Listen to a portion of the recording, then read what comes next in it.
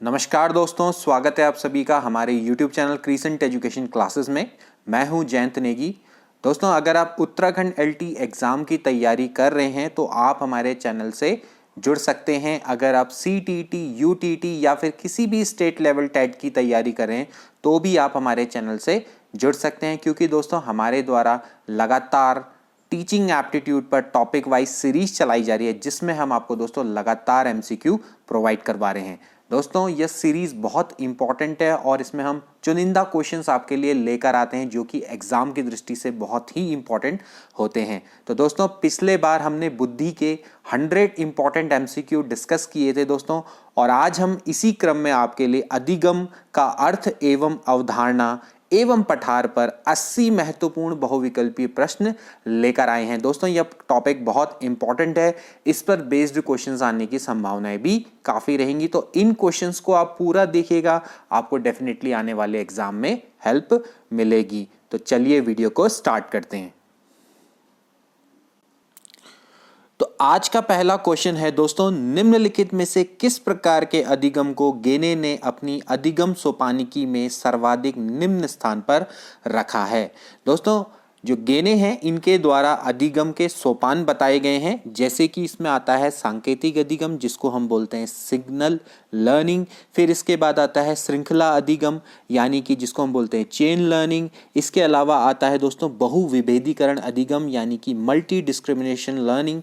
And संप्रत्यय अधिगम, यानी कि concept learning. And then principle learning, जिसको कि हम प्रनियम अधिगम बोलते हैं। तो यहाँ पर दोस्तों अगर स्टार्टिंग से देखा जाए तो जो सबसे पहले आता है वो आता है संकेत अधिगम। ठीक है, संकेत अधिगम को हम बोलते हैं दोस्तों सिग्नल लर्निंग। इस प्रकार की अधिगम संरचना में हम किसी संकेत के प्रति एक ही तरह की सामान्य अनुक्रिया करने के द्वारा सीखते हैं। जैसे कि आपके सामने कौन सा संकेत हो सकता है, जैसे कि हम लाल बत्ती जब जलती है तो रुक जाते हैं, ठीक है, अपने वाहन को रोक देते हैं। इसी तरह से हरी बत्ती अगर चालू होती है तो हम अपने वाहन को आगे बढ़ाते हैं। तो इस तरीके का जो अधिगम होता है दोस्तों वो क्या कहलाता है, सिग्नल लर्निंग कहलाती है। बाकी जैसे कि आपका प्रत्यय अधिगम है, श्रृंखला अधिगम है, शाब्दिक अधिगम है, इनका अलग अलग स्थान है। तो जो सबसे निम्न स्थान है वो किसको है, सांकेतिक अधिगम यानी कि सिग्नल लर्निंग को है। काफी इंपॉर्टेंट ये क्वेश्चन है दोस्तों, आप इसको समझ गए होंगे। ठीक है ना, तो सबसे निम्न स्थान पर कौन है,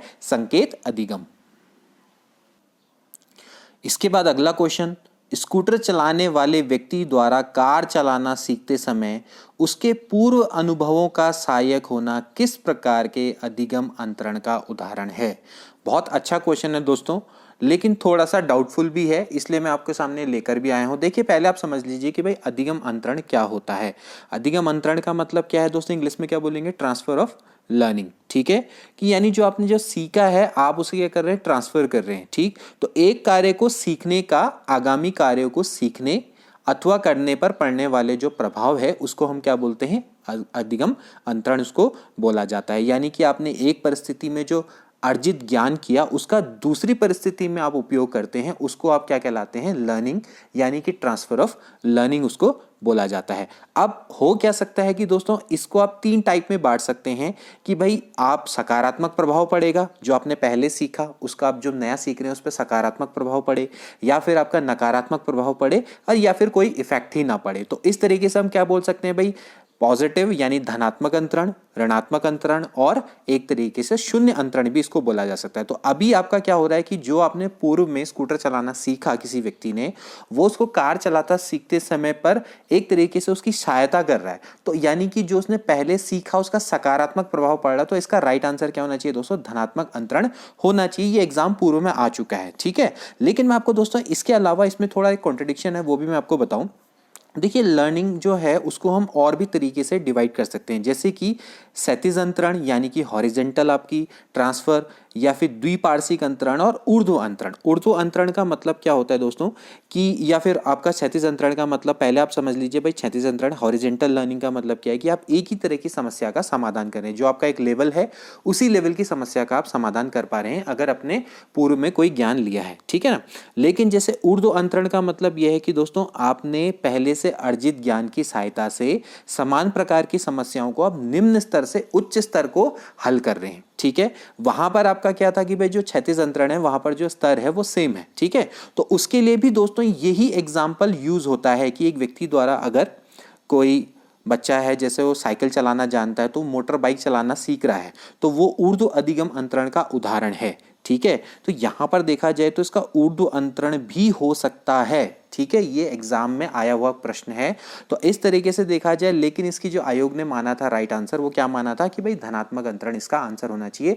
तो धनात्मक अंतरण जनरल है कि मतलब एक तरीके से वो आपका क्या कर रहा है, आपने जो सीखा उसको आपका क्या कर रहा है, ऐड कर रहा है आपकी स्किल में, ठीक है। तो धनात्मक अंतरण मतलब एक जनरल नियम है, इसी के अंदर दोस्तों क्या आ जाएगा, ऊर्ध्व अंतरण भी आ जाएगा और देखा जाए तो इसमें क्षैतिज अंतरण भी आएगा, क्योंकि क्षैतिज अंतरण भी आपकी एक तरीके से क्या कर रहा है, ऐड ऑन कर रहा है। तो इसलिए दोस्तों इसका आंसर धनात्मक अंतरण दिया गया है। अब आप क्या मानते हैं, आप अपने आंसर जरूर कमेंट बॉक्स में करिएगा, ठीक है। धनात्मक अंतरण, वैसे कायदे से ऊर्ध्व अंतरण इसका आंसर भी होना चाहिए था, ठीक है। लेकिन अगर आप साफ साफ एग्जाम में अगर ये अगली बार क्वेश्चन आएगा तो मेरे को नहीं लगता कि ऊर्ध्व अंतरण और धनात्मक अंतरण को एक साथ लिखेंगे। ऊर्ध्व अंतरण का अलग से मतलब ऑप्शन रहेगा और धनात्मक अंतरण का ऑप्शन अलग से रहेगा। कहने का मतलब यह है कि दोनों ऑप्शन एक साथ तो नहीं आएंगे, ठीक है। तो मेरा काम है आपको अच्छे से बताना कि क्या है इसका सीन, आप इसको अपने हिसाब से चेक करिएगा। अगले क्वेश्चन की ओर को बढ़ते हैं। इसके बाद नेक्स्ट क्वेश्चन, निम्न में से कौन सा अधिगम का वक्र नहीं है। आपको बताना है कि कौन सा अधिगम का वक्र नहीं है। भाई अधिगम का वक्र क्या होता है कि भाई अगर आपने सीखने की प्रगति या फिर अवनति को दिखाने के लिए अगर किसी वक्र का आप प्रयोग करते हैं तो उसको हम क्या बोलते हैं, शिक्षण अधिगम का वक्र बोला जाता है। तो शिक्षण अधिगम का वक्र एक ऐसा वक्र होता है कि आपने किसी ड्यूरेशन में कितना सीखा या सीखने की जो मात्रा है उसको बताता है, उसको आपके एक तरीके से हम कोऑर्डिनेट एक्सिस में इसको रिप्रेजेंट करते हैं, ठीक है ना। यानी कि आपने कितना अभ्यास किया और उसके बाद आपने कितना सीखा, तो उन दोनों के बीच में एक क्या बताएगा, एक रिलेशन को बताएगा। जैसे यहां पर आ जाएगा भाई प्रयास और यहां पर आपका क्या आ जाएगा भाई अधिगम का प्रतिशत, यानी कि आपने कितना सीखा। इस तरह से हम दोस्तों इसको एक्स एक्सिस और वाई एक्सिस में रिप्रेजेंट करते हैं, ठीक है। तो अब इसमें दोस्तों क्या होता है कि भाई मिश्रित प्रकार का भी वक्र होता है जिसको हम एस शेप्ड वक्र बोलते हैं, आई मीन, ठीक है। इसके बाद नतोदर भी होता है जिसको हम कॉन्वेक्स बोलते हैं। इसके अलावा उन्नतोदर भी यानी उत्तल भी होता है, लेकिन लंबवत प्रकार का कोई भी अधिगम वक्र नहीं होता है। तो इसका राइट आंसर क्या होना चाहिए दोस्तों, लंबवत वक्र नहीं होता है। मिश्रित होता है, नतोदर होता है, उन्नतोदर होता है, लेकिन लंबवत प्रकार का कोई भी वक्र नहीं होता है। तो इसका राइट आंसर डी है। इसके बाद अगला क्वेश्चन है दोस्तों, बच्चे अनेक घटनाओं के बारे में सहजानुभूत सिद्धांत की संरचना करते हैं, इस पृष्ठभूमि में एक शिक्षक को क्या करना चाहिए। बच्चे क्या करते हैं कि अनेक घटनाओं के बारे में ना अटकलें लगाते हैं, ठीक है। सहजानुभूत सिद्धांत का मतलब क्या है कि आपका कि आप एक तरीके से इसको कह सकते हैं इंट्यूटिव प्रिंसिपल, ठीक है। तो उसकी वो संरचना करते हैं, यानी अंतर ज्ञान से जो हमें ज्ञान मिलता है ना उसको हम क्या बोलते हैं, सहजानुभूत सिद्धांत इसको बोला जाता है। यहाँ पर आपकी कोई जो हमें ज्ञान मिलता है वो इंस्टीट्यूशन से मिलता है, ठीक है ना, इंस्टीट्यूशन से मिलता है, ना कि आपके क्या कहते हैं किसी रीजनिंग से या फिर किसी ऑब्जर्वेशन से नहीं मिलता। तो ऐसा जो इंट्यूटिव नॉलेज होती है उसको हम सहजानुभूत सिद्धांत के अंतर्गत रखते हैं, यानी कि अटकलें लगाना, बहुत सिंपल सा वर्ड इसको समझ लीजिए। तो ऐसी पृष्ठभूमि में शिक्षक को क्या करना है, संवाद के द्वारा बच्चों की इन अवधारणाओं को चुनौती देनी चाहिए, बच्चों के इन विचारों को खारिज करना चाहिए, बच्चों के विचारों एवं सिद्धांतों को अनदेखा कर दो, या बच्चों के इन विचारों के लिए डांटना चाहिए क्योंकि ये विचार उनके शिक्षण में हस्तक्षेप करते हैं। तो जब बच्चे अटकलें लगाते हैं तो आप क्या करिए, संवाद के द्वारा बच्चों की इन अवधारणाओं को चुनौती देनी चाहिए। जो भी उन्होंने अवधारणा या परसेप्शन अपने दिमाग में बनाए हैं तो आप संवाद के द्वारा उनको चुनौती दीजिए। तो इसका राइट आंसर यही है। इसके बाद अगला, निम्नलिखित में से कौन से शिक्षण अधिगम के लिए एक प्रभावशाली शिक्षण प्रणाली नहीं। क्वेश्चन है दोस्तों, बच्चों को अंतर्दृष्टि के द्वारा अनुमान लगाने के लिए प्रोत्साहित करना, ये तो बहुत अच्छी है, इनसाइड लर्निंग, ठीक है। प्रयोग एवं पर्यवेक्षण, ये भी बहुत अच्छा है। संवाद एवं परिचर्चा, ये भी सही है। लेकिन दिए गए ज्ञान को दोहराने पर ध्यान केंद्रित करना, कहने का मतलब रटने की प्रवृत्ति का बच्चों में विकास करना, दोस्तों यह शिक्षण अधिगम के लिए एक प्रभावशाली शिक्षण प्रणाली नहीं है। हमेशा रटने को हतोत्साहित किया गया है, दोहराने को हमेशा हतोत्साहित किया जाता है, ठीक है, ये आपको ध्यान में रखना है। अगला प्रश्न, निम्नलिखित में से कौन सा कारक कक्षा में सार्थक अधिगम का पक्ष लेता है। बच्चों को पढ़ाने के लिए अभिप्रेरित करने हेतु परीक्षणों की संख्या को बढ़ाना, बिल्कुल गलत। परीक्षणों की संख्या को बढ़ा के आप बच्चों को पढ़ने के लिए अभिप्रेरित नहीं कर सकते, ओके। और ना ही वो सार्थक अधिगम कहलाता है। इसके बाद बच्चों को पढ़ने के लिए अभिप्रेरित करने हेतु पुरस्कारों को बढ़ावा देना, नहीं। इसके बाद निर्देश के लिए केवल व्याख्यान विधि को अपनाना, ये भी गलत है। तो दोस्तों इसका राइट आंसर है विषय वस्तु तथा बच्चों के संपूर्ण कुशलक्षेम एवं अधिगम के प्रति सच्चा सरोकार रखना। यही दोस्तों आपका कक्षा में सार्थक अधिगम का पक्ष होता है, ठीक है।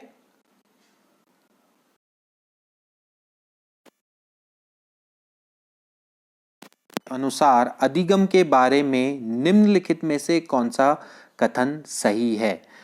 अधिगम पुनर्उत्पादन एवं स्मरण की प्रक्रिया है, अधिगम यंत्रवत याद करने की प्रक्रिया है, अधिगम आवृत्ति संबंध के द्वारा व्यवहारों का अनुबंधन है, या फिर अधिगम सक्रिय विनियोजन के द्वारा ज्ञान की संरचना की प्रक्रिया है। दोस्तों इसका राइट आंसर है डी, यानी कि अधिगम दोस्तों क्या है? सक्रिय विनियोजन, ठीक है। सक्रिय विनियोजन का मतलब क्या होता है कि जब आप एक्टिव एप्रोप्रिएशन करते हैं या फिर एक्टिव इनकॉर्पोरेशन करते हैं तो उससे ही आपकी ज्ञान की संरचना की होती है, ठीक है ना। तो ये आपकी क्या है? अधिगम सक्रिय विनियोजन के द्वारा ज्ञान की संरचना की प्रक्रिया है। ये है संरचनावादी सिद्धांत, यानी कि स्ट्रक्चरलिज्म, ठीक है। अगला क्वेश्चन, हम अधिगम का अनुभव नहीं कर सकते हैं, हम केवल यह देख सकते हैं कि वह निरंतर सफलतापूर्वक आगे बढ़ता है। इसका तात्पर्य है हम अधिगम का अनुभव नहीं कर सकते, हम यह केवल देख सकते हैं कि वह निरंतर सफलतापूर्वक आगे बढ़ता है। इसका क्या मतलब है? प्रत्येक सजीव एक अधिगम है, अधिगम समायोजन है, अधिगम अभ्यास का परिणाम है, या फिर अधिगम का प्रत्यक्ष निरीक्षण नहीं हो सकता। तो इसका राइट आंसर क्या है दोस्तों? अधिगम का आप प्रत्यक्ष निरीक्षण नहीं कर सकते, आप सिर्फ अधिगम का अनुभव हम अधिगम का अनुभव नहीं कर सकते हैं, हम केवल यह देख सकते हैं कि वह निरंतर सफलतापूर्वक आगे बढ़ रहा है। तो इसका मतलब यही दोस्तों कि आप अधिगम का डायरेक्ट निरीक्षण नहीं कर सकते, ओके। अगला क्वेश्चन, जॉन डीवी के अनुसार व्यवहार का करना पक्ष सीखने से है, यानी सीखने का कौन सा क्षेत्र है? अब देखिए आपका व्यवहार का करना पक्ष किससे होगा? ऑफ कोर्स दोस्तों क्रियात्मक क्षेत्र से होगा। तो इसका राइट आंसर क्या होगा भाई? गतिक या क्रियात्मक क्षेत्र। जॉन डीवी के अनुसार जो व्यवहार का करना पक्ष है वो सीखने के कौन से क्षेत्र से है? भावात्मक, मनोवैज्ञानिक क्षेत्र, ज्ञानात्मक, या फिर क्रियात्मक। तो ऑफ कोर्स इसका क्या राइट आंसर होना चाहिए दोस्तों? जब आप करके सीखते हैं तो वो किस क्षेत्र में आता है? वो क्रियात्मक क्षेत्र के अंतर्गत आता है। इसके बाद अगला क्वेश्चन, प्रशिक्षण द्वारा व्यवहार में परिवर्तन की प्रक्रिया है। जैसा कि हमने आपको बताया दोस्तों कि व्यवहार में जो परिवर्तन होता है उसकी प्रक्रिया दोस्तों क्या होती है? अधिगम कहलाती है, ठीक है ना। व्यवहार में परिवर्तन अनुभव के आधार पर, प्रशिक्षण के आधार पर जो भी आपके व्यवहार में परिवर्तन आता है दोस्तों वो क्या कहलाता है? अधिगम कहलाता है। दोस्तों ये डेफिनेशन गेट्स के द्वारा दी गई थी, मैं आपको एक्सप्लेन कर देता हूँ। यहाँ पर लिखा हुआ है कि भाई जो गेट्स हैं, प्रशिक्षण एवं अनुभव के द्वारा व्यवहार में होने वाले परिवर्तन को ही सीखना या अधिगम बोला जाता है। गेट्स की बहुत इंपॉर्टेंट डेफिनेशन है, गेट्स एवं अन्य की काफी इंपॉर्टेंट डेफिनेशन कई बार एग्जाम में आई है। इसके बाद एक अच्छे अधिगमकर्ता की प्रमुख विशेषता है। एक अच्छा अधिगमकर्ता की क्या प्रमुख विशेषता होनी चाहिए? इच्छा शक्ति, अवधान, बुद्धिजीवी, या फिर परिपक्वता। तो दोस्तों क्या आंसर होना चाहिए इसका, आप बताइए। इसका राइट आंसर है इच्छा शक्ति। तो एक अच्छी अधिगमकर्ता की प्रमुख विशेषता उसकी इच्छा शक्ति है। उसकी दृढ़ इच्छा शक्ति ही दोस्तों उसको अधिगम में योगदान करती है, उसी से उसका अधिगम अच्छे से हो पाता है। इसके बाद अगला क्वेश्चन देखिए दोस्तों, रॉबर्ट गेने के अनुसार अधिगम के संबंध में निम्न कथनों पर आपने विचार करना है। पहला है, अधिगम पर परिपक्वता का प्रभाव नहीं पड़ता, अभिप्रेरणा से अधिगम में वृद्धि होती है। इसके बाद समस्या समाधान अधिगम का उच्चतम स्तर है और अधिगम व्यवहारगत परिवर्तन होता है। तो इसमें से आपको बताना है कि आपके कौन से कथन सही है। तो आपने कूट में से बताना है कि कौन कौन से सही है। दोस्तों इसमें देखिए रॉबर्ट गेने ने, जैसे कि मैंने आपको बताया है कि इन्होंने अधिगम की सोपानकी दी थी। इन्होंने अपनी पुस्तक थी इनकी द कंडीशंस ऑफ लर्निंग, ठीक है। उसमें इन्होंने सीखने के मूलतः 8 प्रकार का वर्णन किया गया था। और इसमें जैसे कि मैंने आपसे बोला था कि भी जो सांकेतिक सीखना है वो सबसे निम्नतम स्तर है, ठीक है। तो सबसे उच्चतम स्तर होता है समस्या समाधान सीखना, ठीक है ना, कि आप समस्या का समाधान करना सीख लेते हैं, तो प्रॉब्लम सॉल्विंग को इन्होंने सबसे हाईएस्ट लेवल दिया, ठीक है, और जबकि सांकेतिक अधिगम को सबसे लोएस्ट लेवल दिया, ठीक है। तो यहाँ पर इन्होंने अधिगम पर परिपक्वता का प्रभाव नहीं पड़ता, ये भी इन्होंने कहा है कि भाई अधिगम का परिपक्वता से कोई भी लेना देना नहीं है। अभिप्रेरणा से अधिगम में वृद्धि होती है, बिल्कुल, क्योंकि वो इनके अंतर्गत आती है, ठीक है, जो इन्होंने आपके 8 बताए हैं नियम। इसके बाद समस्या समाधान अधिगम का उच्चतम स्तर है, ये भी सही है, और अधिगम व्यवहारगत परिवर्तन होता है, जो कि सभी का मानना है। तो इस तरह से देखा जाए तो दोस्तों इसके सारे कथन सही हैं, तो बी वाला ऑप्शन इसका करेक्ट बैठता है, ठीक है। तो रॉबर्ट गेने के अनुसार अधिगम के संबंध में जितने भी कथन है दोस्तों ये सारे के सारे सही है, तो इस तरह से बी वाला ऑप्शन इसका करेक्ट है।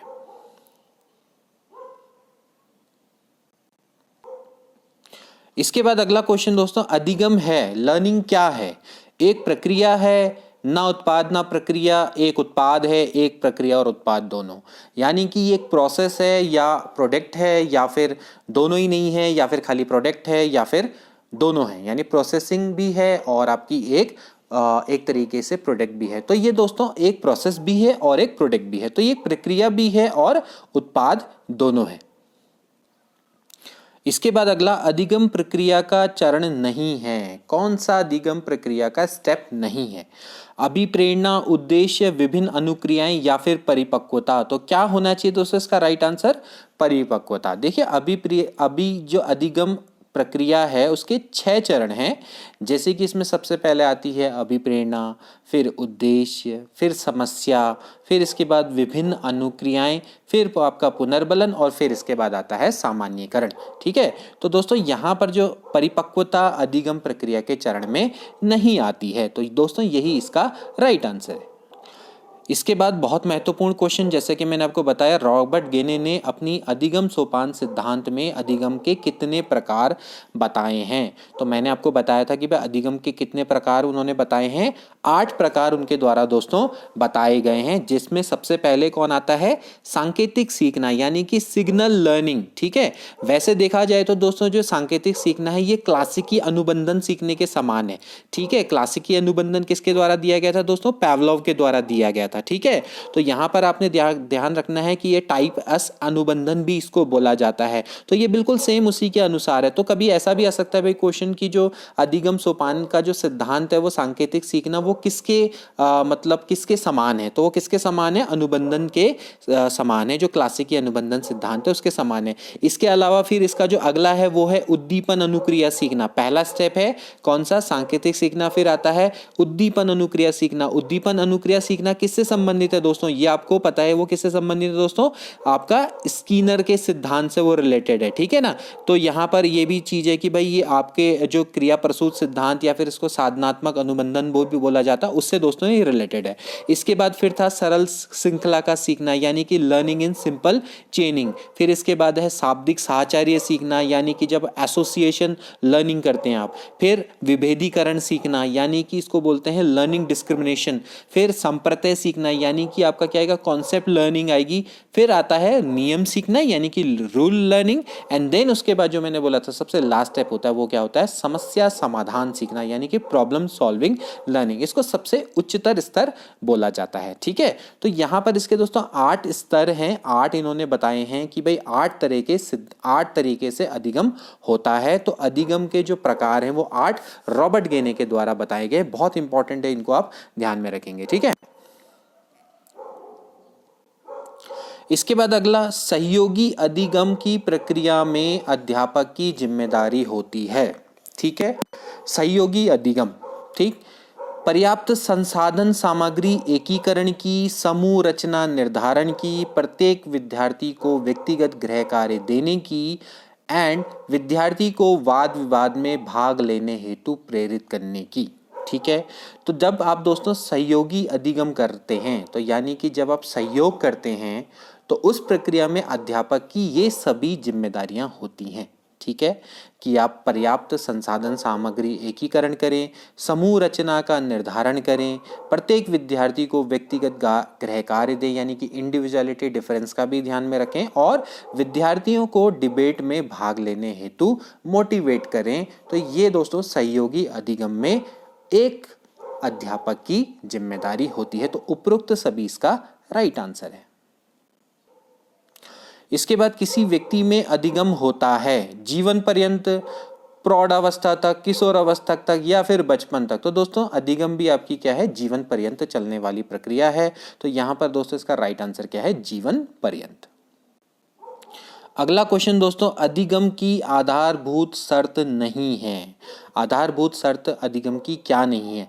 अभ्यास, प्रतिपादन, संलग्नता या फिर पुनर्बलन। तो इसका राइट आंसर क्या है दोस्तों, ये है प्रतिपादन।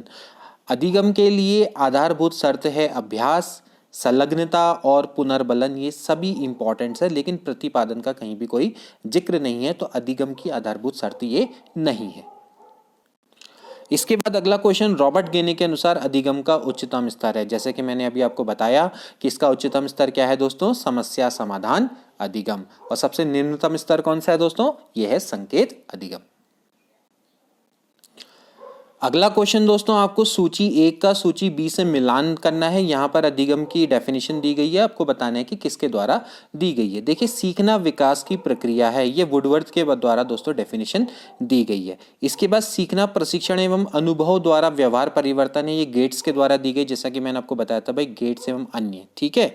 इसके बाद सीखना आवश्यकता की पूर्ति की प्रक्रिया के द्वारा होती है, ये दोस्तों हल के द्वारा दी गई डेफिनेशन है, काफी इंपॉर्टेंट है भाई। सीखना आवश्यकता की पूर्ति की प्रक्रिया के द्वारा होती है, और सीखना व्यवहार के परिणाम स्वरूप व्यवहार में परिवर्तन है, गिलफोर्ड की बहुत ही इंपॉर्टेंट डेफिनेशन है। तो आंसर क्या बनेगा दोस्तों, ये बनेगा 4 3 2 1, ठीक है। तो यहां पर देखा जाए तो जो 4 3 2 1, 4 3 2 1, तो 4 3 2 1 यानी कि सी वाला ऑप्शन इसका करेक्ट है। इसके बाद नेक्स्ट क्वेश्चन, अधिगम प्रक्रिया में रुकावट का कारण क्या है? क्या कारण है कि जिससे अधिगम प्रक्रिया में रुकावट आ जाती है? तो इसके क्या क्या कारण हो सकते हैं दोस्तों?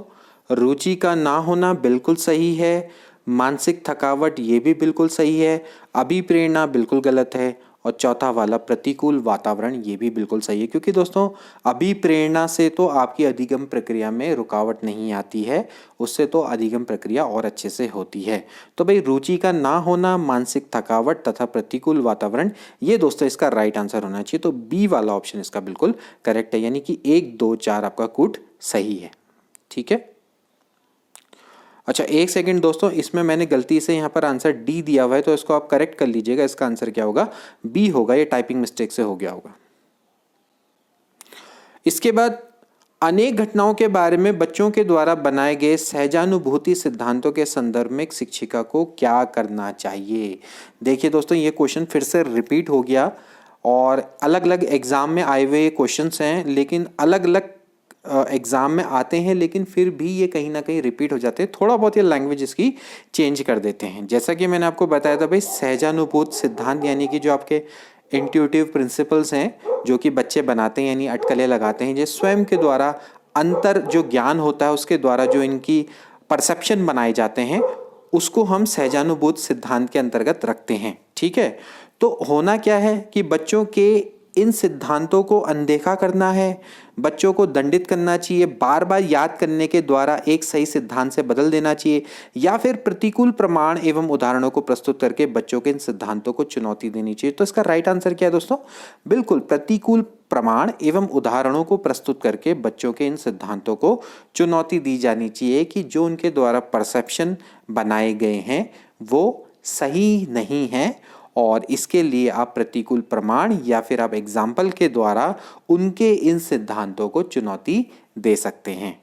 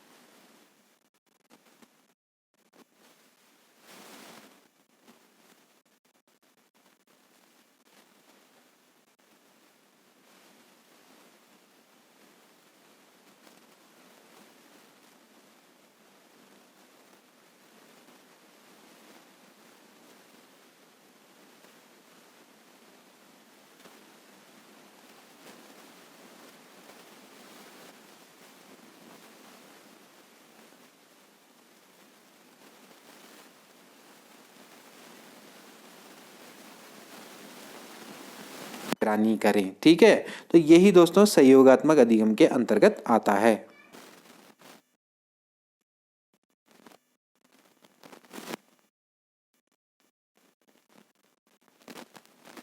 पूर्ण कदम है, शिक्षण अधिगम प्रक्रिया के लिए एक रुकावट एवं विघ्न है। शिक्षण अधिगम प्रक्रिया में अनदेखी करनी चाहिए और सूचित करते हैं कि बच्चों की क्षमताएं वयस्कों की तुलना में निम्न स्तर की हैं। तो इसका राइट आंसर क्या है दोस्तों? ये है शिक्षण अधिगम प्रक्रिया का एक महत्वपूर्ण कदम है।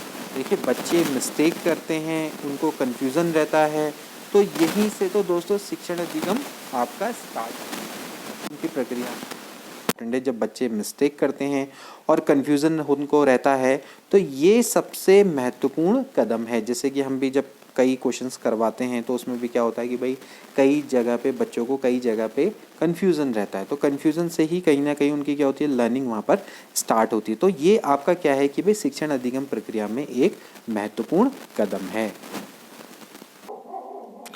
अगला क्वेश्चन, निम्न में से कौन से कारक अधिगम को प्रभावित करते हैं? विद्यार्थी की अभिरुचि, विद्यार्थी का सांवेगिक स्वास्थ्य, शिक्षा शास्त्रीय रणनीतियाँ, विद्यार्थी का सामाजिक एवं सांस्कृतिक संदर्भ। तो क्या इसका राइट आंसर होना चाहिए दोस्तों? ये सभी इसके राइट आंसर हैं। देखिए कौन कौन से कारक अधिगम को प्रभावित करते हैं। ऑफ कोर्स विद्यार्थी की अभिरुचि, उसकी अभिरुचि कैसा है, उसका इंटरेस्ट कैसा है, सामाजिक स्वास्थ्य कैसा है उसका, शिक्षा शास्त्रीय रणनीतियाँ क्या क्या हैं, और विद्यार्थी का सामाजिक एवं सांस्कृतिक संदर्भ वो किस परिवेश से आता है, वो भी दोस्तों सब आपका अधिगम को प्रभावित करने वाले कारकों में आता है। तो डी वाला इसका ऑप्शन बिल्कुल करेक्ट है। तो यानी कि सभी इसके सही हैं। कूट।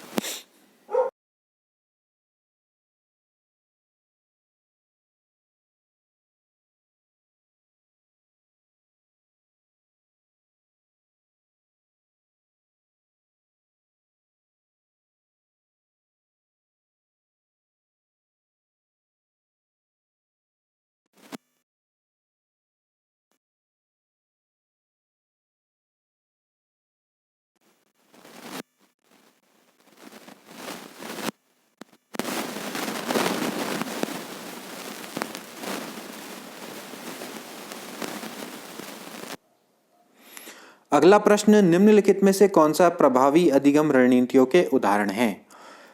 आपको बताने हैं कि इनमें से कौन से कोड सही हैं। पहले आप इन स्टेटमेंट्स को देख लीजिए। लक्ष्य एवं समय सारणी निर्धारित करना, बिल्कुल सही। संगठनात्मक चार्ट एवं अवधारणात्मक नक्शे बनाना, ये भी बिल्कुल सही है। उदाहरण एवं गैर उदाहरणों के बारे में सोचना, ये भी दोस्तों सही है। हम उम्र साथी को समझना या समझाना, ये भी सही है। और स्वयं से प्रश्न करना, दोस्तों ये सभी आपके प्रभावी अधिगम रणनीतियों के उदाहरण हैं। तो इनमें ये पांचों के पांचों आते हैं, तो डी वाला ऑप्शन इसका बिल्कुल करेक्ट है। अगला क्वेश्चन, एक शिक्षक को विद्यार्थियों को निर्धारित करने के लिए प्रोत्साहित करना चाहिए बजाय डैश के। आपको बताना है कि इसमें कौन सा सही है। अधिगम लक्ष्य, प्रदर्शन लक्ष्य, प्रदर्शन लक्ष्य, अधिगम लक्ष्य, सफलता से बचने के लिए लक्ष्य, अंक लेने के लिए लक्ष्य, अंक लेने के लिए लक्ष्य, या फिर असफलता से बचने के लिए लक्ष्य। तो इसका राइट आंसर है अधिगम लक्ष्य, प्रदर्शन लक्ष्य। यानी कि एक शिक्षक को विद्यार्थियों को अधिगम लक्ष्य निर्धारित करने के लिए प्रोत्साहित करना चाहिए बजाय प्रदर्शन लक्ष्य के। ठीक है, ये इसका राइट आंसर है।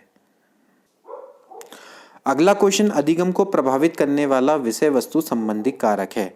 अधिगम को प्रभावित करने वाला विषय वस्तु संबंधी कारक क्या हो सकता है दोस्तों? प्रस्तुतिकरण, पर्यावरण, परिपक्वता, कक्षा कक्ष, या फिर आपका सरल से कठिन। तो इसका राइट आंसर है दोस्तों सरल से कठिन। जो अधिगम को प्रभावित करने वाला जो आपका कंटेंट संबंधी कारक होता है, विषय वस्तु संबंधी कारक होता है दोस्तों, वो होता है सरल से कठिन।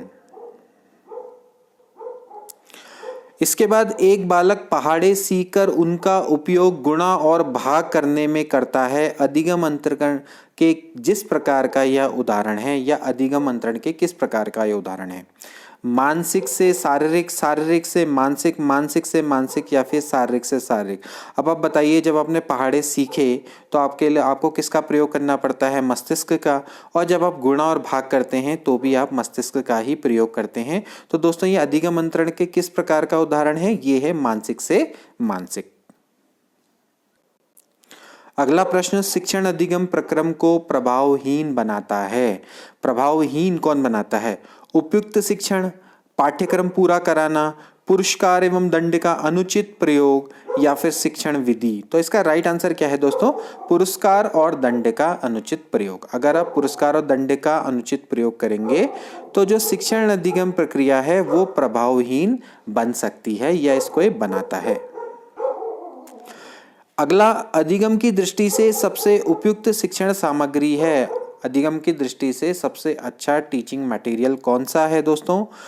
पाठ्य पुस्तक में दी गई, बाजार में उपलब्ध, या छात्रों द्वारा निर्मित या फिर अध्यापक द्वारा निर्मित। इसका क्वेश्चन मैं आपको पहले भी बता चुका हूं दोस्तों शिक्षण सहायक सामग्री में। तो इसका राइट आंसर है छात्रों द्वारा निर्मित।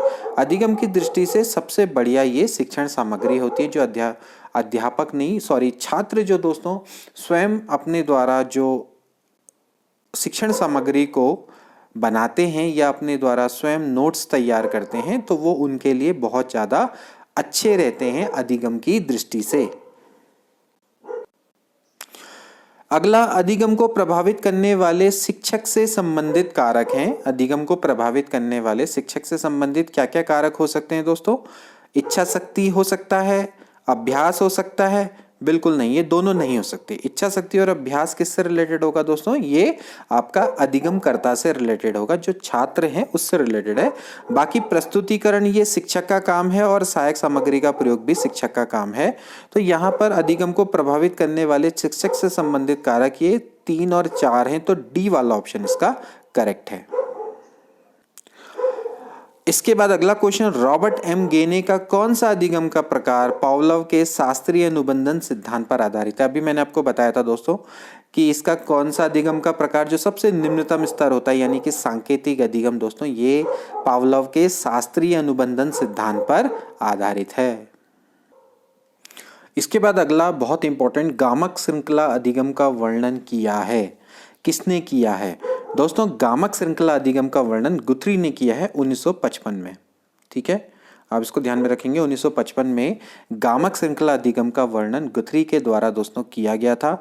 वैसे जो गेने हैं, गेने ने जो आपका श्रृंखला अधिगम की जो बात कही है उसको 2 पार्टों में बांटा है। जैसे कि हमने अभी पढ़ा ना भाई, जो गेने 8 जो इनके सिद्धांत दिए गए हैं अधिगम में, उसमें एक होता है दोस्तों श्रृंखला अधिगम। ठीक है ना, तो श्रृंखला अधिगम को 2 पार्ट में हम बांट सकते हैं। एक होता है शाब्दिक और एक होता है गामक। ठीक है, तो जो गामक श्रृंखला अधिगम है वो गुथरी के द्वारा में दिया गया है, लेकिन जो गेने हैं इन्होंने श्रृंखला अधिगम को 2 पार्ट में ऐसे डिवाइड किया, एक शाब्दिक और एक अशाब्दिक। ठीक है, आप इसको ध्यान में रखेंगे। तो इसमें जो गामक श्रृंखला अधिगम है वो गुथरी के द्वारा दिया गया है।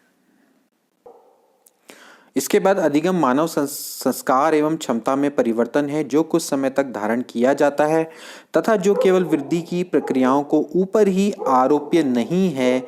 अधिगम की परिभाषा किसने दी दोस्तों? ये परिभाषा गेने के द्वारा दी गई है। अधिगम मानव संस्कार एवं क्षमता में परिवर्तन है जो कुछ समय तक धारण किया जाता है और जो केवल वृद्धि की प्रक्रियाओं के ऊपर ही आरोप्य नहीं है।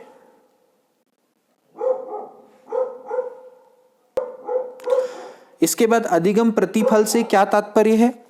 बालक के व्यवहार में होने वाला परिवर्तन, शिक्षक की शिक्षण विधियों में परिवर्तन, पाठ्य वस्तु का परिमार्जन या फिर कोई नहीं। तो इसका राइट आंसर क्या होना चाहिए दोस्तों?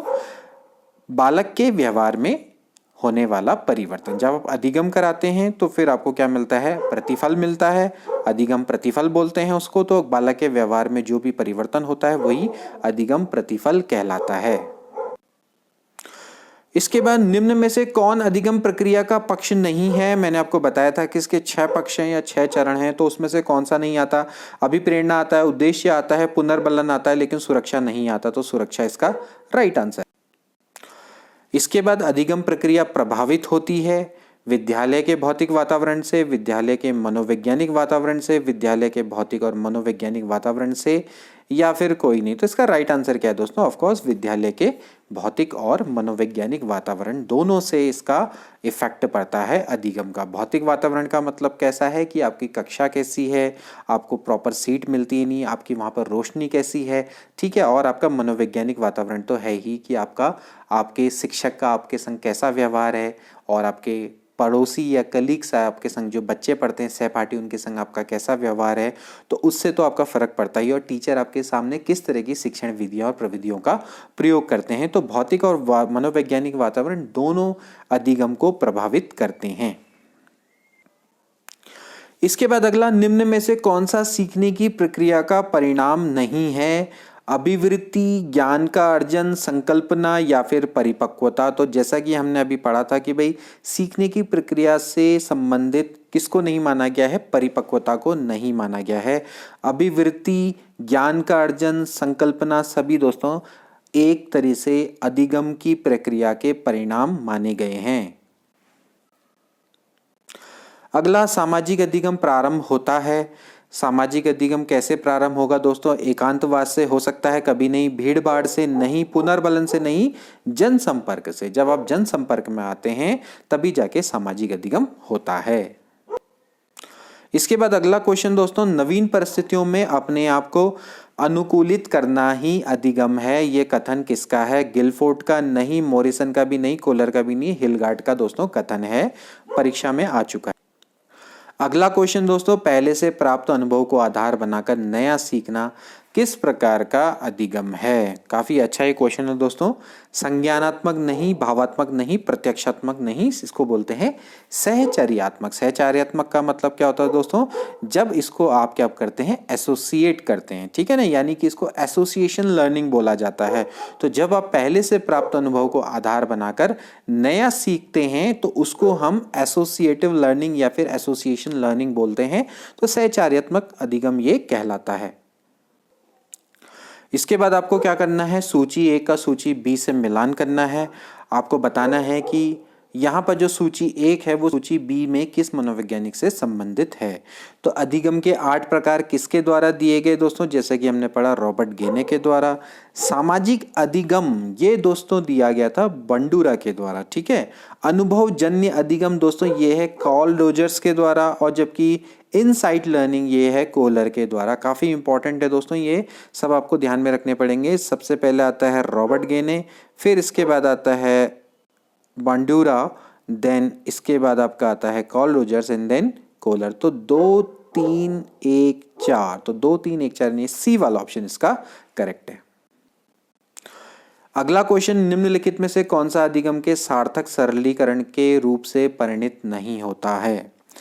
पहले से विद्यमान ज्ञान को नए ज्ञान से जोड़ना, दोहराने एवं स्मरण को बढ़ावा देना, उदाहरणों एवं गैर उदाहरणों का प्रयोग करना, एक समस्या पर अनेक तरीकों से विचार करने के लिए प्रोत्साहित करना। तो कौन सा सार्थक सरलीकरण के रूप में नहीं होगा दोस्तों?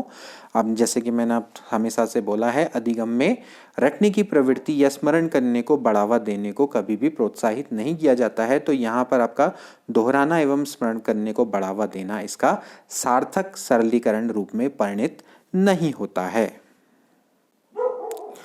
इसके बाद अगला, निम्नलिखित में से कौन सी एक मुख्य प्रक्रिया नहीं है जिसके द्वारा सार्थक अधिगम घटित नहीं होता? देखिए दोस्तों, ये क्वेश्चन कितने प्रकार से आ चुका है और कितने अलग अलग तरीके से ये बार बार आ रहा है, और ये सारे के सारे जो एक क्वेश्चन हैं ये सब पूर्व एग्जाम में आ चुके हैं, अलग अलग एग्जाम में आए हैं। कोई CTT में का आया है, कोई REET में आया है, कोई HTT में आया है, कोई UTT में आया है, लेकिन कहीं ना कहीं ये सब आपस में एक तरीके से घूमते रहते हैं क्वेश्चंस, बस थोड़ा सा लैंग्वेज को चेंज कर देते हैं। तो क्या इसका आंसर होना चाहिए दोस्तों? कंठस्थीकरण और स्मरण। जैसे कि मैंने बोला, दोहराना और स्मरण ये इसकी दोस्तों सार्थक अधिगम नहीं कहलाता है, ठीक है। अगला, बच्चे प्रभावी रूप से सीखते हैं। कब सीखते हैं वो? जब शिक्षक कक्षा में होने वाली सभी घटनाओं व बच्चों को पूर्ण रूप से नियंत्रित करता है। बिल्कुल नहीं। वे पाठ्यपुस्तक में दिए गए तथ्यों को याद करते हैं। गलत। वे श्यामपट्ट पर अध्यापक के द्वारा लिखे गए उत्तरों की नकल करते हैं। बिल्कुल गलत। या फिर वे विभिन्न गतिविधियों एवं कार्य में सक्रिय रूप से भाग लेते हैं। तो जब वो कई सारी गतिविधियों और कार्यों में सक्रिय रूप से भाग लेंगे तभी दोस्तों वो प्रभावी रूप से अधिगम करते हैं। नेक्स्ट क्वेश्चन, जब विद्यार्थी अधिगम विषय वस्तु का अर्थ निकालकर उसे समझने के अधिगम उपागम का उपयोग करते हैं तो यह अधिगम शैली निम्नलिखित में से कौन सी है। यानी कि जब दोस्तों कोई विद्यार्थी है वो विषय वस्तु का अर्थ निकालकर उसे समझने के लिए अधिगम उपागम का उपयोग करने लग जाता है तो उसको अधिगम शैली वो कौन सी शैली कहलाती है। क्या वो व्यवहारिक शैली है, आवेगी शैली, सतही शैली या फिर गहन शैली। तो दोस्तों इसको बोलते हैं गहन शैली, यानी कि वो डीप नॉलेज में जा रहा है, यानी कि डीप अध्ययन करना चाह रहा है। तो जब वो क्या करता है कि विषय वस्तु का अर्थ निकालकर उसे समझने के लिए अधिगम उपागम का प्रयोग करता है तो वो दोस्तों गहन शैली कहलाती है। इसके बाद अधिगमकर्ता केंद्रित अनुदेशात्मक योजना, जिसमें विद्यार्थी अध्यापक के प्रश्नों और निर्देशों की सहायता से अपनी समझ को निर्मित करने के लिए प्रोत्साहित होते हैं, वह है। ठीक है, यानी कि इसमें आपका अधिगमकर्ता केंद्रित अनुदेशात्मक योजना है कि यानी कि ये अधिगमकर्ता पर बेस्ड है, जिसमें विद्यार्थी अध्यापक के प्रश्नों और निर्देशों की सहायता से अपनी समझ को निर्मित करने के लिए प्रोत्साहित होते हैं। क्या है दोस्तों वो अन्वेषी अधिगम? बिल्कुल नहीं, इसमें तो खोजी के रूप में कार्य करेगा, तो स्वयं कार्य करेगा। इसमें दोस्तों इसका राइट आंसर है, ये है मार्गदर्शित अन्वेषी अधिगम। ठीक है ना, इसमें आपको मार्गदर्शन भी मिल रहा है और आप खोज भी कर रहे हैं। ठीक है, आपको मार्गदर्शन किसका मिल रहा है? अध्यापक का। अध्यापक प्रश्नों और निर्देशों की सहायता से आपकी समझ को निर्मित करने के लिए आपको प्रोत्साहित करते हैं और आप अन्वेषक की भांति अधिगम करने का प्रयास करते हैं, यानी आप समस्या का समाधान करने का प्रयास करते हैं। तो यहाँ पर इसका है मार्गदर्शी अन्वेषी अधिगम, इसको बोला जाता है। दोस्तों आपको टीचिंग एप्टीट्यूड को थोड़ा सा व्यवहार में लेकर आइए। आपने अगर ये सब चीज़ें नहीं भी पढ़ी होंगी तो भी आप इसको आसानी से इन क्वेश्चंस को सॉल्व कर सकते हैं। बस आपको थोड़ा दिमाग लगाना पड़ेगा कि अगर कोई चीज़ ऐसे है तो इसका आंसर क्या हो सकता है। इसीलिए मैंने आपको हमेशा बोला है कि जो टीचिंग एप्टीट्यूड है थोड़ा इसको आप आत्मसात करें, इसको ना रटने पर इस पर बल ना दे, थोड़ा सा इसको समझ कर करें तो आपके लिए बहुत आसान हो जाएगा इस तरह के क्वेश्चंस को सॉल्व करना। इसके बाद अगला, विद्यालय का प्रजातांत्रिक संगठन अधिगम को प्रभावित करता है, अधिगम का यह कारक संबंधित है। अब आप बताइए, विद्यालय का जो प्रजातांत्रिक संगठन है किस उससे संबंधित है? क्या ये विधि विज्ञान पक्ष से है, सामाजिक पक्ष से, कार्यकी पक्ष से या फिर मनोवैज्ञानिक पक्ष से? तो इसका राइट आंसर क्या है दोस्तों?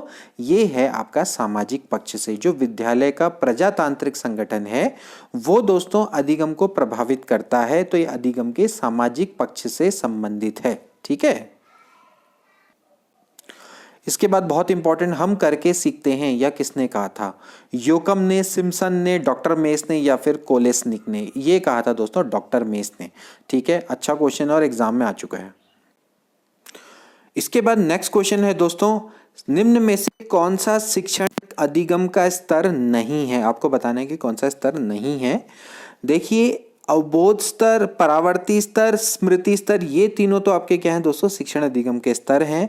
दूरवर्ती स्तर नाम का कोई भी स्तर नहीं होता है। ठीक है, देखिए जो आपके शिक्षण अधिगम है इसके 3 स्तर होते हैं। एक तो होता है आपका बोध स्तर, दूसरा होता है स्मृति स्तर और तीसरा होता है परावर्ती स्तर या फिर इसको चिंतन स्तर भी बोला जाता है। तो इसमें आपका दूरवर्ती स्तर नहीं आएगा इसके अंतर्गत। पठार है, अधिगम का पठार क्या होता है? जब दोस्तों सीखने की वह अवधि जब सीखने की प्रक्रिया में कोई उन्नति नहीं होती, उसको हम सीखने का पठार बोलते हैं, या फिर उसको अधिगम का पठार भी बोला जा सकता है। जब व्यक्ति के सीखने की क्षमता में प्रगति नहीं होती, यानी कि व्यक्ति के सीखने की क्षमता अवरुद्ध हो जाती है। ठीक है, ये किसी भी कारण से हो सकता है। आपकी शारीरिक सीमा होती है, जैसे कि आपको थकान लग गई, आपके सर दर्द हो गया, या फिर आपकी ज्ञान की भी सीमा होती है, एक लेवल तक ही आप ज्ञान को ग्रहण कर पाते हैं, या फिर प्रेरणा की कमी भी इसका कारण हो सकता है। जैसे कि आप इसको ग्राफ से दिखाएंगे तो भाई होता है क्या है कि स्टार्टिंग में हमारा कर्व वैसा होता है, जैसे जैसे समय बढ़ता जाता है वैसे वैसे हमारा अधिगम बढ़ता चला जाता है। लेकिन एक समय ऐसा आता है कि जहाँ पर एक पठार की स्थिति आ जाती है, यानी फ्लैट हो जाता है। ठीक है, ठीक, जितना भी हम अभ्यास करें तो सीखने की जो हम कह सकते हैं जो आपकी क्षमता है उसमें प्रगति नहीं होती, लेकिन फिर कुछ समय बाद ये आपका फिर से ऊपर चढ़ने लग जाता है। तो ये बीच में क्या बन गया है? पठार जैसा बन गया है। तो इसको हम क्या बोलते हैं? अधिगम का पठार बोला जाता है। तो इसको बोलते हैं अधिगम में अवरुद्ध वर्धन। ठीक है ना। यानी कि जो सीखने में जो आपकी प्रगति हो रही थी, ठीक है, यानी कि आपने जो सीखने में प्रगति हो रही थी उसमें कोई उन्नति नहीं होती, ठीक है, उसमें कहीं ना कहीं रोक लग गई कुछ समय के लिए, ठीक है। तो सीखने की क्षमता आपकी अवरुद्ध हो रही है, तो उसको हम बोलते हैं अधिगम का पठार। इसके बाद निम्न में से कौन सा अधिगम की एक विशेषता नहीं है? अधिगम व्यवहार में अपेक्षाकृत स्थायी परिवर्तन है, बिल्कुल है। अधिगम प्राणी में अभिवृद्धि है, ये भी बिल्कुल सही है। अधिगम का अवलोकन प्रत्यक्ष रूप से किया जा सकता है, जैसे कि मैंने अभी आपको एक क्वेश्चन आया था कि भाई अधिगम का हम अवलोकन प्रत्यक्ष रूप से नहीं कर सकते हैं, तो ये गलत है। अधिगम एक लक्ष्योन्मुखी प्रक्रिया है, बिल्कुल इसका कोई ना कोई लक्ष्य होता है, तो ये अधिगम की विशेषता नहीं है कि भाई अधिगम का अवलोकन हम प्रत्यक्ष रूप से कर सकें। अगला क्वेश्चन, सीखने के वक्र अभ्यास द्वारा सीखने की मात्रा, गति और प्रगति की सीमा को ग्राफ पर प्रदर्शित करते हैं। देखिए ये तो आपकी डेफिनेशन है, लेकिन ये डेफिनेशन किसके द्वारा दी गई है? तो दोस्तों ये आपकी एबिंगहास के द्वारा ये डेफिनेशन दी गई कि भाई सीखने के वक्र अभ्यास द्वारा सीखने की मात्रा, गति और प्रगति की सीमा को हम ग्राफ पर प्रदर्शित करते हैं, ठीक है। तो हमने कितना सीखा उसकी मात्रा और गति और प्रगति की सीमा को हम ग्राफ पर प्रदर्शित करते हैं सीखने के वक्र के द्वारा। इसके बाद अगला क्वेश्चन, विविध अधिगमकर्ताओं के लिए सुगंध स्वरूपों में शिक्षण अधिगम सामग्री या प्रदान करने का तात्पर्य से है। इससे क्या तात्पर्य है?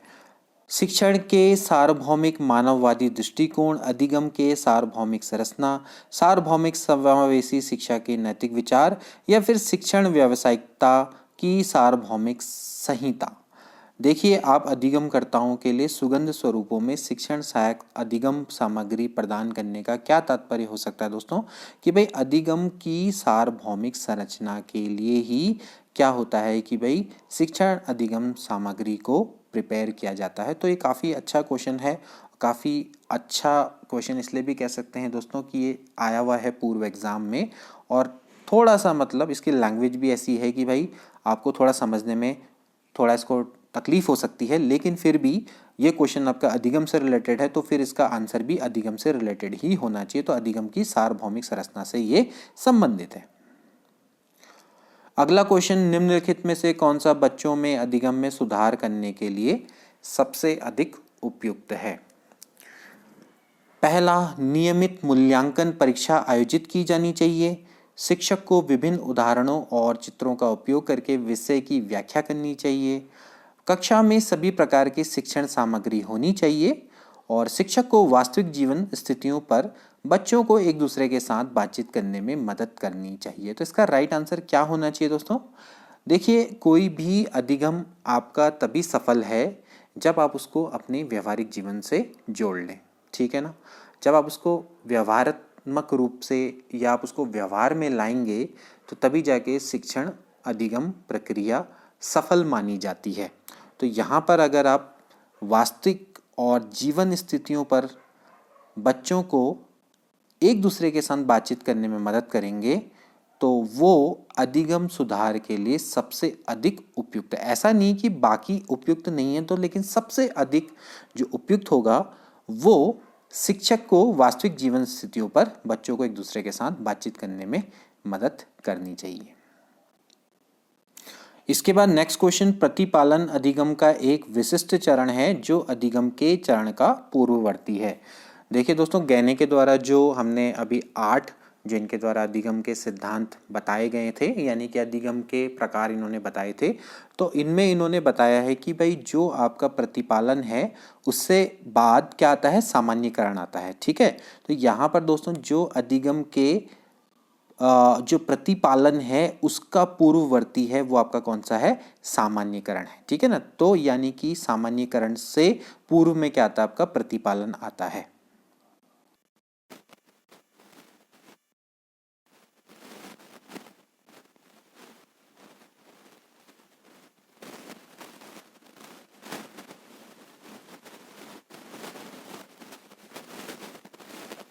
क्वेश्चन है, तो इसमें जब बहुसंवेदी शिक्षण अधिगम की प्रविधि में भाई अधिगम को बढ़ाने के लिए देखिए आपकी दृश्य, श्रव्य, स्पर्श और आपकी गतिबोधक संवेदनाओं का एक साथ दोस्तों प्रयोग किया जाता है।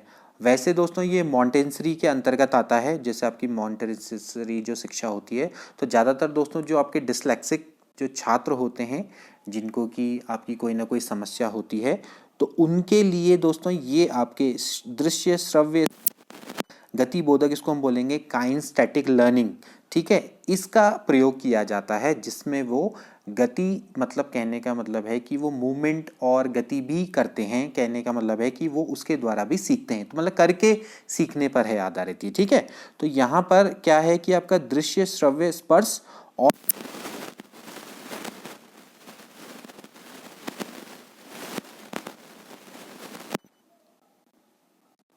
इसके बाद निम्नलिखित में से कौन सा शिक्षण व्यू रचना, संज्ञानात्मक, भावात्मक और मनोगत्यात्मक पक्षों के तहत अधिगम उद्देश्यों को पूरा करती है?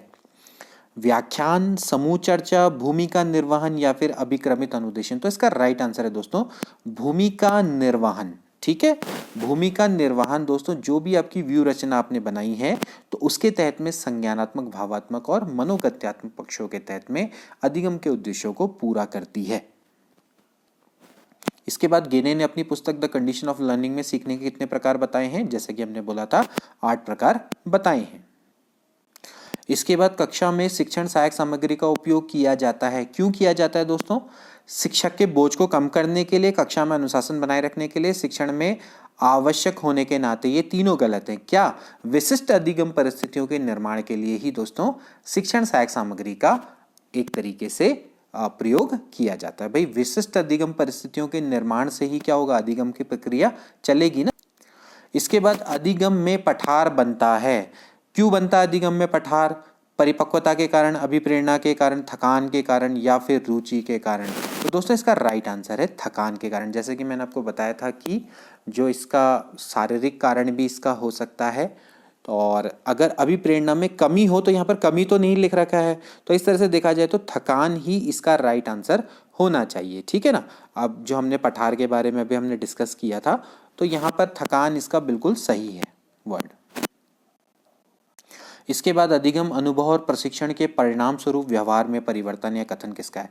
जैसा कि मैंने अभी आपको बताया था, गेट्स व अन्य के द्वारा डेफिनेशन दी गई, और देखिए कितने बार ये क्वेश्चन रिपीट हो गया और बार बार ये आते रहते हैं क्वेश्चन। इसके बाद अगला, निम्न में से कौन सा अधिगम के पठार का कारण नहीं है? अधिगम के पठार का कारण कौन सा नहीं हो सकता? जैसे कि मैंने आपको बताया था इसके 3 कारण, प्रेरणा की सीमा, शारीरिक सीमा और ज्ञान की सीमा।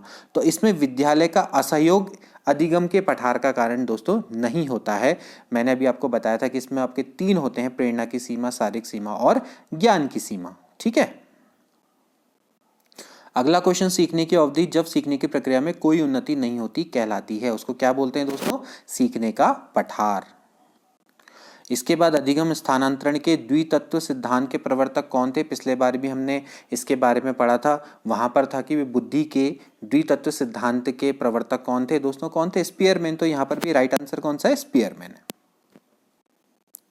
इसके बाद बंडूरा का कथन है कि बच्चे प्रतिक्रियाएं प्रतिमानीकरण द्वारा सीखते हैं, जिसको भी कहा जाता है दोस्तों, इसको बोला जाता है निरीक्षणात्मक अधिगम, ठीक है।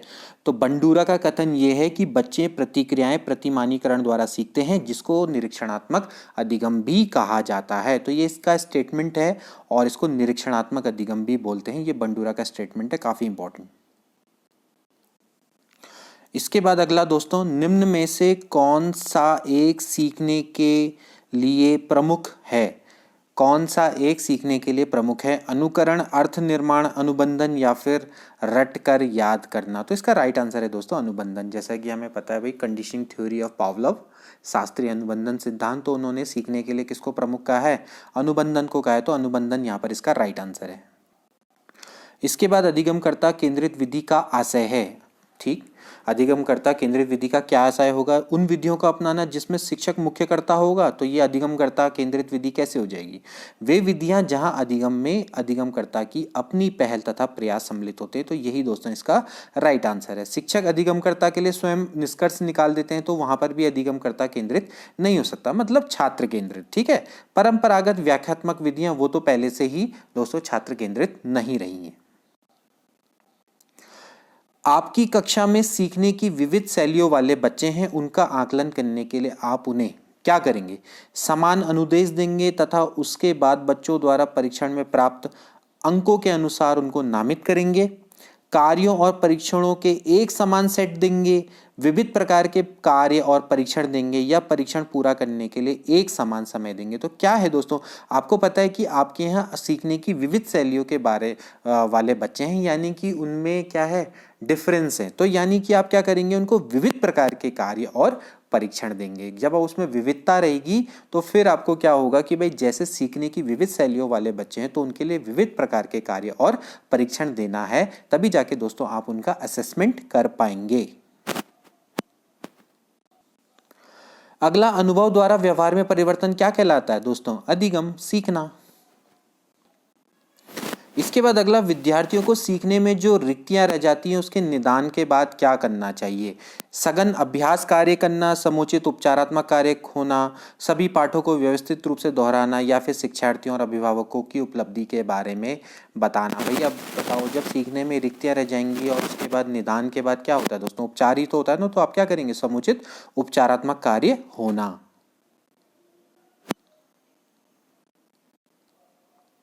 इसके बाद एक विद्यार्थी अपने अध्यापक से समय की पाबंदी सीखता है, यह किसका उदाहरण है? वाचिक अधिगम का, प्रेक्षण अधिगम का, कौशल अधिगम का, या फिर अधिगम अंतरण का? तो इसका राइट आंसर है दोस्तों प्रेक्षण अधिगम का। जब आप ऑब्जर्व करके सीखते हैं तो वो आपका क्या कहलाता है दोस्तों? प्रेक्षण अधिगम कहलाता है। तो ये आपका क्या है? ऑब्जर्वेशन लर्निंग है। तो ये आपकी क्या है? समय की पाबंदी वो सीखता है, तो ये प्रेक्षण अधिगम कहलाता है।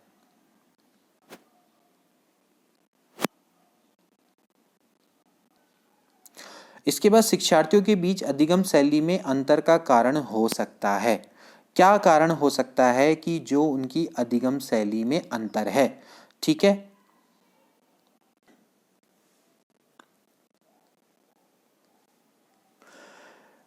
शिक्षार्थी की समाजीकरण प्रक्रिया, शिक्षार्थी द्वारा अपनाई गई विचारण नीति, परिवार की आर्थिक स्थिति, या फिर बालक का लालन पालन। अब किसी की अधिगम शैली में अंतर है, यानी शिक्षार्थियों के बीच में अधिगम शैली में अंतर है, तो उसका कारण क्या है दोस्तों? वो है उनके द्वारा अपनाई गई विचारण नीति। ठीक है, कि किस तरीके से उनका सोचना और समझने का तरीका है, किस तरीके से उनका सोचना है और किस तरह से सीखना है। तो वो उनकी जो अपनी विचारण नीति अपनाई गई है, उसी के कारण क्या होता है? अधिगम शैली में अंतर आता है। इसके बाद अगला, सुरेश सामान्य रूप से एक शांत कमरे में अकेले पढ़ना चाहता है, जबकि मदन समूह में अपने मित्रों के साथ पढ़ना चाहता है। यह उनके में विभिन्नता के कारण है। क्या है दोस्तों? ये फिर से अधिगम शैली में विभिन्नता के कारण है। जैसे कि मैंने आपको बताया कि भाई शिक्षार्थी के द्वारा अपनाई गई विचारण की नीति की वो किस तरह से सोचना चाहता है, किस तरह से सीखना चाहता है। एक बंदा है कि जो शांत कमरे में अकेले पढ़ना चाहता है, जबकि जो दूसरा बंदा है वो अपने मित्रों के संग ग्रुप में पढ़ना चाहता है। तो ये आपकी शिक्षार्थी द्वारा अपनाई गई विचारण नीति के कारण ही होता है। अगला क्वेश्चन, निम्न कथनों में से आप किससे सहमत है? अधिगम पूर्ण रूप से बाह्य उद्दीपन के द्वारा नियंत्रित होता है। अधिगम एक सामाजिक सांस्कृतिक परिवेश में घटित होता है। अधिगम तब तक घटित नहीं हो सकता जब तक इसमें अंकों के रूप में बाह्य रूप से आकलन नहीं किया जा सकता। या फिर अधिगम केवल तभी होता है यदि व्यवहार में सुस्पष्ट होता है। तो आप देखें दोस्तों, इसका राइट आंसर क्या है? इसका आंसर है बी, अधिगम एक सामाजिक सांस्कृतिक परिवेश में घटित होता है। देखिए, अधिगम पूर्ण रूप से बाह्य उद्दीपन के द्वारा नियंत्रित नहीं होता है। अब ये भी नहीं कह सकते कि अधिगम तब तक घटित नहीं हो सकता जब तक आप इसको अंकों के रूप में बाह्य रूप से आकलन न कर लिया जाए, ये भी गलत है। और अधिगम केवल तभी होगा जब व्यवहार में सुस्पष्ट होता है, तो ये भी दोस्तों गलत है। अगला क्वेश्चन, अधिगम अनुभवों को इस प्रकार आयोजित किया जाना चाहिए जिससे अधिगम को सार्थक बनाया जा सके। नीचे दिए गए अधिगम अनुभव में से कौन सा बच्चों के लिए सार्थक अधिगम को सुगम नहीं बनाता है? देखिए दोस्तों, ये क्वेश्चन फिर से आ गया। विषय वस्तु की केवल याद करने की आधार पर पुनरावृत्ति, जैसे कि मैंने बोला दोहराने की प्रवृत्ति, रटने की प्रवृत्ति या कंठस्थ करने की प्रवृत्ति, ये सभी आपका एक तरीके से सार्थक अधिगम को सुगम नहीं बनाता। बाकी सब सही है। विषय वस्तु पर प्रश्न करो, प्रकरण का प्रस्तुतिकरण और प्रकरण पर परिचर्चा और वाद विवाद बिल्कुल सही है। इसके बाद अगला क्वेश्चन, निम्नलिखित में से कौन सा कारक अधिगम को सकारात्मक प्रकार से प्रभावित करता है? कौन सा कारक है, कौन सा फैक्टर है जो आपकी लर्निंग को पॉजिटिव वे में इफेक्ट करता है? अनुत्तीर्ण हो जाने का भय, सहपाठियों से प्रतियोगिता, अर्थपूर्ण संबंध या फिर माता पिता की ओर से दबाव? तो इसका राइट आंसर है दोस्तों अर्थपूर्ण संबंध। कौन सा कारक अधिगम को सकारात्मक रूप से प्रभावित करेगा? अनुत्तीर्ण हो जाने का भय नहीं करेगा भाई, सहपाठियों से प्रतियोगिता भी नहीं और माता पिता की ओर से दबाव भी नहीं। तो अर्थपूर्ण संबंध जो होंगे आपके दोस्तों वो आपके अधिगम को सकारात्मक रूप से प्रभावित करेंगे। दोस्तों इसके अलावा कुछ क्वेश्चंस थे जो कि इंपॉर्टेंट है। लास्ट टाइम हमने 2 क्वेश्चंस बताए थे बुद्धि के, वो हम करेक्ट करना चाहेंगे, तो उसको देख लेते हैं। तो देखिए, गिलफोर्ड ने अपने बुद्धि के त्रिआयामी सिद्धांत में बुद्धि के कुल कितने कारक बताए हैं? दोस्तों इसका हमने गलती से आंसर 120 दे दिया था। वैसे दोस्तों ये आंसर आपका है 180, ठीक है। लेकिन फिर भी मैं आपको बता दूं दोस्तों, इनके जो आपके 3 आयाम हैं कौन कौन से हैं, पहले आपको पता होना चाहिए 3 आयाम कौन कौन से हैं। सबसे पहला है आपका, देखिए आपका सबसे पहला है ऑपरेशन, ठीक है, ऑपरेशन। इसके बाद आता है दूसरा कंटेंट और तीसरा है आपका प्रोडक्ट डायमेंशन, ठीक है ना। तो जब स्टार्टिंग जब आपका दोस्तों जब गिलफोर्ड का बेसिक मॉडल था स्टार्टिंग में, तब इसके टोटल 120 डायमेंशन ही थे, ठीक है। बाद में इन्होंने क्या किया दोस्तों, जो ये आपका कंटेंट डायमेंशन इसको तोड़ा, फिर बाद में इनके 150 हो गए थे और आज के ज़माने में इनके क्या हैं 180 हैं। तो अभी है 5 × 6 × 6, ओके।